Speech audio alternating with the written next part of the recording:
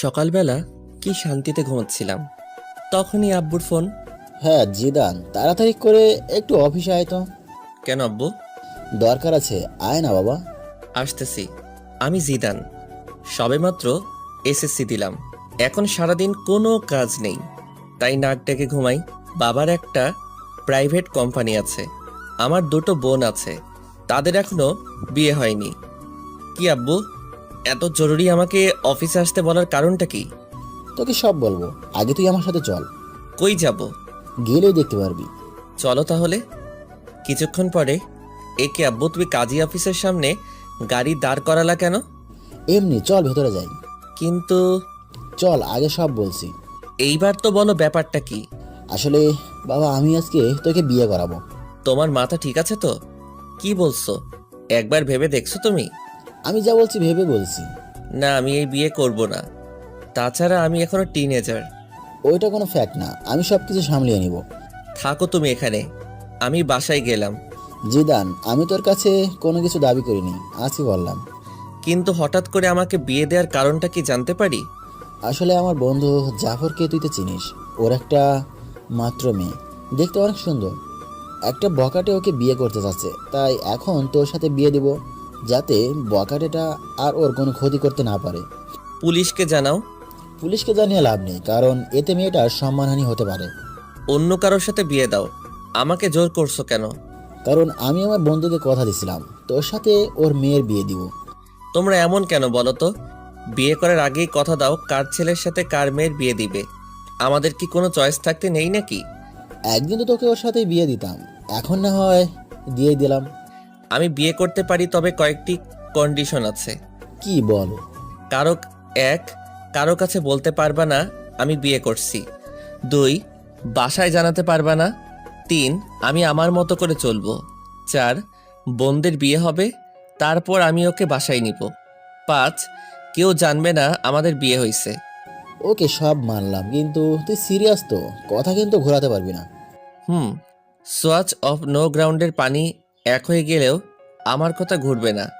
মনে থাকলেই হয়, পরে যেন যারাকে দেখে কথা না ঘোরাস।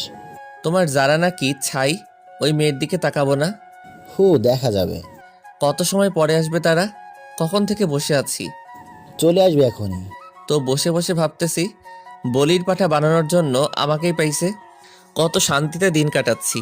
আমি এখনো রাস্তা দিয়ে কোন সাইড দিয়ে হাঁটতে হবে তা জানি না, আর আমাকে বিয়ে দিতেছে। জিএফগুলোর কথা মনে করছি, ওদের এখন কি হবে। ধুর, কি যে করি। সুখ মনে হয় আমার কপালে বেশি দিন থাকবে না। তাছাড়া লোকে শুনলে কি বলবে। এখনো তো আমার মনে হয় দুধের দাঁত পড়েনি। কই দেখি তো পড়ছে কিনা। মুখে হাত দিলাম। কিরে, মুখ হাত ঢুকিয়ে বসে আছিস কেন? কই এমনি। কই তোমার বন্ধু? এই তো চলে এসেছে। বলেই আব্বু তার বন্ধুর দিকে এগিয়ে গিয়ে তার সাথে নাইস টু মিট ইউ করলো। আর আমি অন্যদিকে তাকিয়ে আছি, না জানি কার সাথে আমার বিয়ে দিচ্ছে। তাই মাথাটা নিচু করে বসে রইলাম। একটু পরে কাজীর কাছে গেলাম, তখনও আমি মাথা নিচু করে বসে আছি। এমনকি কবুলটা বললামও মাথা নিচু করে দিয়ে। আমি মনে হয় বলি হয়ে গেলাম, মনের ভেতর খারাপ লাগলো। এইবার যাওয়ার পালা, তাই দরজা দিয়ে বেরোনোর সময় মাথা তুললাম। তারপর যা দেখলাম তা দেখে মনে হয় আমি স্বপ্ন দেখতেছি। এইটা কি কোনো মেয়ে নাকি অন্য কিছু? কোনো মানুষ এতটা সুন্দর হয় কিভাবে? তার জন্যই হয়তো বখাটের নজর পড়ে। না, এটা কোনো মেয়ে হতেই পারে না। হয়তো কোনো পরী মাটিতে নেমে আসছে। হঠাৎ দরজার সাথে ধাক্কা খেলাম। মেয়েটাও আমার দিকে তাকিয়ে আছে। হয়তো ভাবছে কেন আমাকে বিয়ে করলো। আমার তো আর সহ্য হচ্ছে না। মনে হয় এখনই ওকে আমার সাথে করে বাসায় নিয়ে আসি, আর সব সময় আমার সামনে বসিয়ে রাখি। কিন্তু তা হবে না। একটু পরে গাড়িতে উঠলাম। আমি এখনও ওর কথা ভাবতেছি। আচ্ছা আব্বু, একটা কথা বলার ছিল। কি বলো? তখন যে কথা বললাম, ওইগুলো কি ভোলা যায় না? না, তুই তো কথা ঘোরাস না, তাহলে এবার ভুলবো কেন? প্লিজ আব্বু। না বাবা, তা হচ্ছে না। তুমি আগে বলবা তো এটা তোমার বন্ধুর মেয়ে? আমাকে কোনো ছবি দেখাইতে পারতা। হয়েছে, এখন যা হওয়া তা হয়ে গেছে। আব্বু, তুমি আমার লক্ষ্মী আব্বু। না বাবা, তা হচ্ছে না। আমি তোমার কন্ডিশন রাখবো না তা তো হয় না। কি আর করব? কেন যে তখন ওইগুলো বললাম? তোর একবার তো দেখার পরে বলতে পারতাম।